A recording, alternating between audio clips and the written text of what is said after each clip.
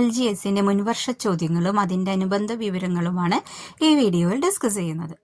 ഒന്നാമത്തെ ചോദ്യം, ഇന്ത്യൻ സ്വാതന്ത്ര്യ സമരത്തിന്റെ അന്തിമ ലക്ഷ്യം പൂർണ്ണ സ്വരാജ് ആണെന്ന് പ്രഖ്യാപിച്ച കോൺഗ്രസ് സമ്മേളനം. എന്താണ്? ഇന്ത്യൻ സ്വാതന്ത്ര്യ സമരത്തിന്റെ അന്തിമ ലക്ഷ്യം പൂർണ്ണ സ്വരാജ് ആണെന്ന് പ്രഖ്യാപിച്ച കോൺഗ്രസ് സമ്മേളനം ഏതാണ്? ലാഹോർ കോൺഗ്രസ് സമ്മേളനം. അപ്പോൾ ലാഹോർ കോൺഗ്രസ് സമ്മേളനത്തെ കുറിച്ച് നമുക്ക് നോക്കാം. ഇത് ഏത് വർഷമാണ് നടന്നത്? 1929. അപ്പോൾ 1929 ലാഹോർ സമ്മേളനത്തിന്റെ അധ്യക്ഷനാരായിരുന്നു ജവഹർലാൽ നെഹ്റു. ഇതിന്റെ പ്രത്യേകത, ജവഹർലാൽ നെഹ്റു അധ്യക്ഷനായിട്ടുള്ള ആദ്യത്തെ INC സമ്മേളനമായിരുന്നു ലാഹോർ സമ്മേളനം. പക്ഷെ അദ്ദേഹം ആദ്യമായി പങ്കെടുത്ത സമ്മേളനം ഏതെന്ന് ചോദിച്ചാൽ ഇതല്ല. അത് 1912 ബങ്കിപ്പൂർ സമ്മേളനമായിരുന്നു. അതിന്റെ അധ്യക്ഷൻ RN മധോൽക്കർ ആയിരുന്നു. ഇനി ഈ ലാഹോർ സമ്മേളനത്തിൽ വെച്ച് കുറച്ച് തീരുമാനങ്ങൾ എടുത്തിട്ടുണ്ട്. അതെന്തെല്ലാമാണ് നോക്കാം. നിയമലംഘന പ്രസ്ഥാനം ആരംഭിക്കാൻ തീരുമാനിച്ചു. 1929 ലാഹോർ സമ്മേളനത്തിൽ വെച്ചാണ് നിയമലംഘന പ്രസ്ഥാനം ആരംഭിക്കാൻ തീരുമാനിച്ചത്. അതുപോലെ 1930 ജനുവരി 26 ഇന്ത്യയുടെ ആദ്യ സ്വാതന്ത്ര്യ ദിനമായി ആഘോഷിക്കാനും തീരുമാനിച്ചു. അടുത്ത ചോദ്യം, ഗാന്ധിജിയുടെ നേതൃത്വത്തിൽ ഇന്ത്യൻ നാഷണൽ കോൺഗ്രസ് നടത്തിയ ആദ്യത്തെ ദേശീയ പ്രക്ഷോഭം ഏത്? ഉത്തരം, നിസ്സഹകരണ സമരം. ഗാന്ധിജിയുടെ നേതൃത്വത്തിൽ ഇന്ത്യൻ നാഷണൽ കോൺഗ്രസ് നടത്തിയ ആദ്യത്തെ ദേശീയ പ്രക്ഷോഭം ഏതാണ്? നിസ്സഹകരണ സമരം. ഇനി നിസ്സഹകരണ പ്രസ്ഥാനം എന്ന പ്രമേയം ആദ്യമായി അവതരിപ്പിക്കുന്നത് ആരാണ്? ഗാന്ധിജി. ലാലാ ലജ്പത് റായ് അധ്യക്ഷനായിട്ടുള്ള കൊൽക്കത്തയിൽ വെച്ച് നടന്ന INCയുടെ പ്രത്യേക സമ്മേളനത്തിലാണ് നിസ്സഹകരണ പ്രസ്ഥാനം എന്ന പ്രമേയം ഗാന്ധിജി അവതരിപ്പിക്കുന്നത്. അത് 1920 വിജയരാഘവാചാരി അധ്യക്ഷനായിട്ടുള്ള നാഗ്പൂർ സമ്മേളനത്തിലാണ് ഈ പ്രസ്ഥാനത്തെ അംഗീകരിച്ചത്. നിസ്സഹകരണ പ്രസ്ഥാനത്തെ പിന്തുണച്ചിട്ട് വക്കീൽ അഭ്യാസം നിർത്തലാക്കിയ നേതാക്കളായിരുന്നു CR ദാസ്, മോത്തിലാൽ നെഹ്റു, രാജേന്ദ്ര പ്രസാദ് എന്നിവർ. അപ്പോൾ നിസ്സഹകരണ പ്രസ്ഥാനത്തെ പിന്തുണച്ചുകൊണ്ട് വക്കീൽ അഭ്യാസം നിർത്തലാക്കിയ നേതാക്കളായിരുന്നു CR ദാസ്, മോത്തിലാൽ നെഹ്റു, രാജേന്ദ്ര പ്രസാദ് എന്നിവർ. അതുപോലെ തന്നെ നിസ്സഹകരണ പ്രസ്ഥാനത്തെ പിന്തുണച്ചുകൊണ്ട് ദേശീയ തലത്തിൽ 2 സ്കൂളുകൾ ആരംഭിച്ചിരുന്നു. അവയാണ് കാശി വിദ്യാപീഠവും ഗുജറാത്ത് വിദ്യാപീഠവും. അതുപോലെ നിസ്സഹകരണ പ്രസ്ഥാനത്തിൽ പങ്കെടുത്ത് അറസ്റ്റ് വരിച്ച വനിതകളായിരുന്നു ബാസന്തി ദേവി, ഊർമിള ദേവി എന്നിവർ. ഫോർവേഡ് ബ്ലോക്ക് എന്ന രാഷ്ട്രീയ പാർട്ടി രൂപം നൽകിയത് ആര്? ഫോർവേഡ് ബ്ലോക്ക് എന്ന രാഷ്ട്രീയ പാർട്ടിക്ക് രൂപം നൽകിയത് സുഭാഷ് ചന്ദ്രബോസ്.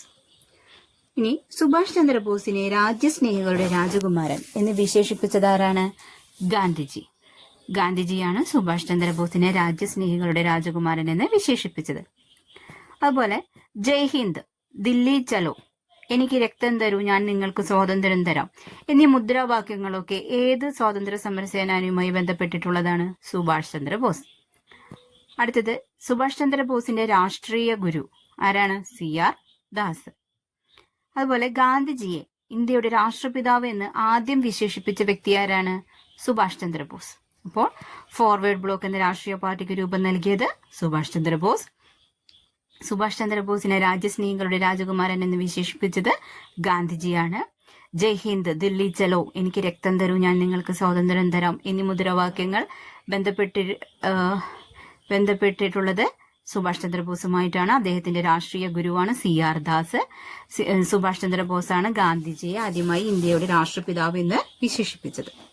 ഇനി അടുത്ത ചോദ്യം, ഇന്ത്യയുടെ വടക്കു പടിഞ്ഞാറൻ പ്രവിശ്യകളിൽ നിരവധി സമരങ്ങൾക്ക് നേതൃത്വം നൽകുകയും ദ്വിരാഷ്ട്രവാദത്തെയും ഇന്ത്യയുടെ വിഭജനത്തെയും എതിർക്കുകയും ചെയ്ത നേതാവ്, പിന്നീട് ഇന്ത്യ ഗവൺമെന്റിന്റെ പരമോന്നത ബഹുമതിയായ ഭാരതരത്ന ലഭിക്കുകയും ചെയ്ത വ്യക്തിയാര്?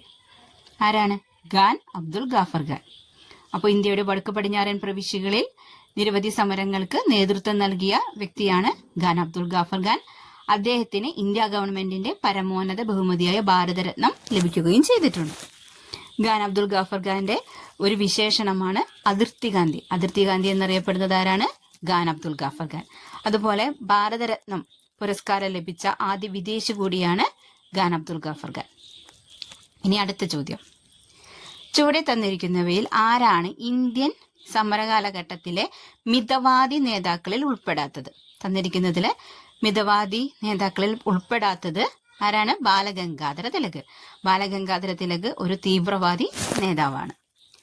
ഇതിലെ WC ബാനർജി, ഗോപാലകൃഷ്ണ ഗോഖലെ, ഫിറോസ് ഷാ മേത്ത ഇവരാരാണ്? മിതവാദി നേതാക്കളിൽ ഉൾപ്പെടുന്നവരാണ്. ഇനി അടുത്ത ചോദ്യം, സ്വത്തവകാശം മൗലികാവകാശങ്ങളിൽ നിന്ന് എടുത്തുകളഞ്ഞ ഭരണഘടനാ ഭേദഗതി ഏത്? ഉത്തരം 44-ാം ഭരണഘടനാ ഭേദഗതി. 44-ാം ഭരണഘടനാ ഭേദഗതിയാണ് സ്വത്തവകാശം മൗലികാവകാശങ്ങളിൽ നിന്നും എടുത്തുകളഞ്ഞ ഭരണഘടനാ ഭേദഗതി. ഇനി ഈ 44-ാം ഭരണഘടനാ ഭേദഗതി ഏതു വർഷമായിരുന്നു? 1978. അപ്പോൾ 1978 44-ാം ഭരണഘടനാ ഭേദഗതി ജനതാ ഗവൺമെന്റിന്റെ കാലത്താണ് പാസാക്കിയത്. ഏത് ഗവൺമെന്റിന്റെ കാലത്താണ്? ജനതാ ഗവൺമെന്റിന്റെ കാലത്താണ് പാസാക്കിയത്.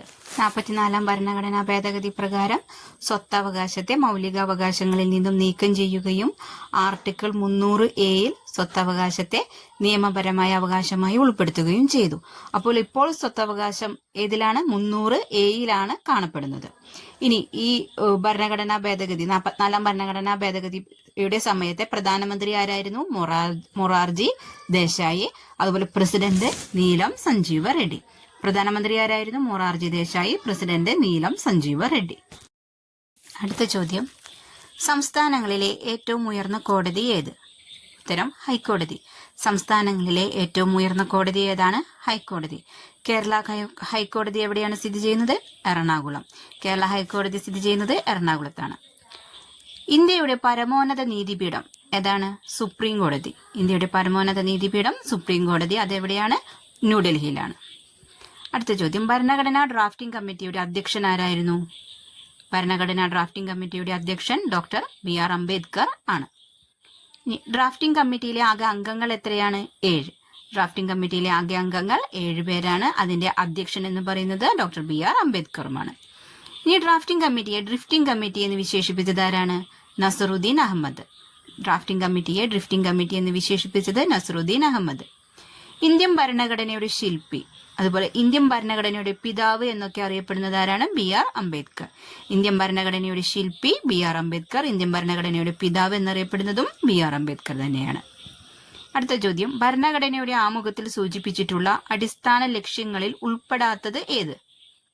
ഉൾപ്പെടാത്തത് മൗലിക അവകാശങ്ങളാണ്.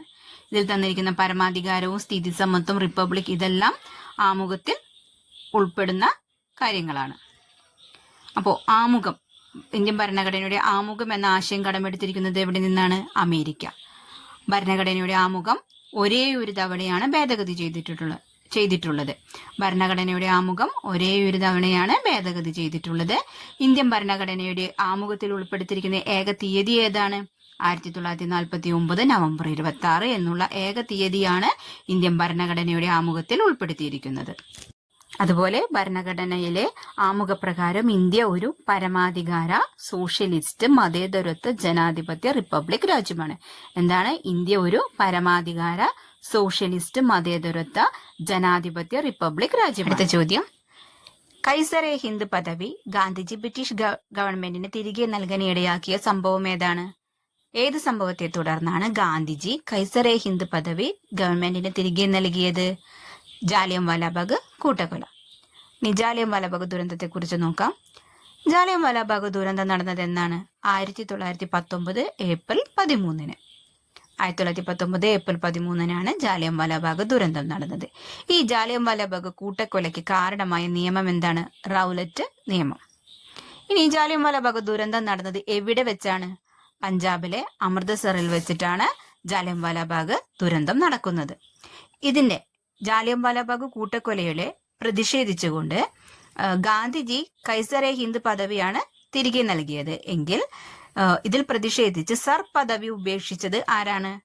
രവീന്ദ്രനാഥ ടാഗോർ. രവീന്ദ്രനാഥ ടാഗോർ ജാലിയൻവാലാബാഗ് കൂട്ടക്കൊലയിൽ പ്രതിഷേധിച്ച് അദ്ദേഹത്തിന് നൽകിയ സർ പദവി ഉപേക്ഷിക്കുകയാണ് ഉണ്ടായത്. അതുപോലെ വൈസ്രോയിയുടെ എക്സിക്യൂട്ടീവ് കൗൺസിലിൽ നിന്നും രാജിവെച്ച മലയാളി ആരാണ്? ജാലിയൻവാലാബാഗ് കൂട്ടക്കൊലയിൽ പ്രതിഷേധിച്ചുകൊണ്ട് വൈസ്രോയിയുടെ എക്സിക്യൂട്ടീവ് കൗൺസിലിൽ നിന്നും രാജിവെച്ച മലയാളി ആരാണ് എന്ന് ചോദിച്ചാൽ സി ശങ്കരൻ നായർ. സി ശങ്കരൻ നായരാണ് വൈസ്രോയിയുടെ എക്സിക്യൂട്ടീവ് കൗൺസിലിൽ നിന്നും രാജിവെച്ചത്. ഇനി അടുത്ത ചോദ്യം, ഇനി ക്ഷേത്ര നിർമ്മാണങ്ങളില്ല, വിദ്യയെ നിർമ്മാണമാണ് ജനതയ്ക്ക് വേണ്ടത്, പ്രധാന ദേവാലയം വിദ്യാലയം തന്നെയാകണം എന്ന് ആഹ്വാനം ചെയ്ത സാമൂഹ്യ പരിഷ്കർത്താവ് ആര്? ശ്രീനാരായണ ഗുരു. അദ്ദേഹമാണ്, ശ്രീനാരായണ ഗുരുവാണ് ഈ ക്ഷേത്ര നിർമ്മാണമില്ല, വിദ്യാലയ നിർമ്മാണമാണ് ജനതയ്ക്ക് വേണ്ടത് എന്ന് ആഹ്വാനം ചെയ്തത്. ഇനി ശ്രീനാരായണ ഗുരു കേരള നവോത്ഥാനത്തിന്റെ പിതാവ് എന്നാണ് അറിയപ്പെടുന്നത്. അപ്പൊ കേരള നവോത്ഥാനത്തിന്റെ പിതാവ് ശ്രീനാരായണ ഗുരു. അദ്ദേഹത്തിന്റെ ജന്മസ്ഥലം ചെമ്പഴന്തി, തിരുവനന്തപുരം ജില്ലയിലെ ചെമ്പഴന്തിയിലാണ് ജന്മസ്ഥലം. ഇന്ത്യൻ തപാൽ സ്റ്റാമ്പിൽ പ്രത്യക്ഷപ്പെട്ട ആദ്യ മലയാളി കൂടിയാണ് ശ്രീനാരായണ ഗുരു. അതുപോലെ ശ്രീനാരായണ ഗുരുവിനെ രണ്ടാം ബുദ്ധൻ എന്ന് വിശേഷിപ്പിച്ച വ്യക്തി ആരാണ്? ജി ശങ്കരക്കുറുപ്പ്. ജി ശങ്കരക്കുറുപ്പാണ് ശ്രീനാരായണ ഗുരുവിനെ രണ്ടാം ബുദ്ധൻ എന്ന് വിശേഷിപ്പിച്ചത്. അതുപോലെ ഇന്ത്യൻ തപാൽ സ്റ്റാമ്പിൽ പ്രത്യക്ഷപ്പെട്ട ആദ്യ മലയാളിയാണ് ശ്രീനാരായണ ഗുരു. കേരള നവോത്ഥാനത്തിന്റെ പിതാവ് കൂടിയായ ശ്രീനാരായണ ഗുരു ചെമ്പഴന്തിയിലാണ് ജനിച്ചത്. അടുത്ത ചോദ്യം, ചട്ടമ്പി സ്വാമികളുടെ യഥാർത്ഥ പേര് എന്താണ്? അയ്യപ്പൻ. അയ്യപ്പൻ എന്നാണ് ചട്ടമ്പി സ്വാമികളുടെ യഥാർത്ഥ പേര്. ഇനി സർവ്വവിദ്യാധിരാജൻ എന്നാണ് ചട്ടമ്പി സ്വാമികൾ അറിയപ്പെടുന്നത്. ചട്ടമ്പി സ്വാമികൾ അറിയപ്പെടുന്നത് സർവ്വവിദ്യാധിരാജൻ എന്നാണ്. അദ്ദേഹത്തിന്റെ ബാല്യകാല നാമം, ചട്ടമ്പി സ്വാമികളുടെ ബാല്യകാല നാമം എന്താണ്? കുഞ്ഞൻപിള്ള. അതുപോലെ കാവിയും കമണ്ഡലവും ഇല്ലാത്ത സന്യാസി എന്നാണ് ചട്ടമ്പി സ്വാമികൾ അറിയപ്പെട്ടിരുന്നത്. ചട്ടമ്പി സ്വാമികൾ അറിയപ്പെട്ടിരുന്നത് സർവ്വവിദ്യാധിരാജൻ എന്നും അതുപോലെ കാവിയും കമണ്ഡലവും ഇല്ലാത്ത സന്യാസി എന്നുമാണ് അറിയപ്പെട്ടിരുന്നത്. അടുത്ത ചോദ്യം, പഴശ്ശി കലാപം അടിച്ചമർത്തിയ ബ്രിട്ടീഷ് സബ് കളക്ടർ ആരാണ്? Thomas Harvey Babar. പഴശ്ശി കലാപം അടിച്ചമർത്തിയ ബ്രിട്ടീഷ് സബ് കളക്ടറാണ് തോമസ് ഹാർവേ ബാബർ. ഇനി പഴശ്ശി കലാപം എന്ന് പറയുമ്പോൾ 2 ഘട്ടമായിട്ടാണ് നടന്നത്. ഒന്നാം പഴശ്ശി കലാപവും രണ്ടാം പഴശ്ശി കലാപവും. ഒന്നാം പഴശ്ശി കലാപം നടന്നത് 1793 മുതൽ 1797 വരെയും രണ്ടാം പഴശ്ശി കലാപം 1800 മുതൽ 1805 വരെയുമാണ്. വീഡിയോ ഇഷ്ടപ്പെട്ടാൽ ലൈക്ക് ചെയ്യുക, ഷെയർ ചെയ്യുക, സബ്സ്ക്രൈബ് ചെയ്യുക.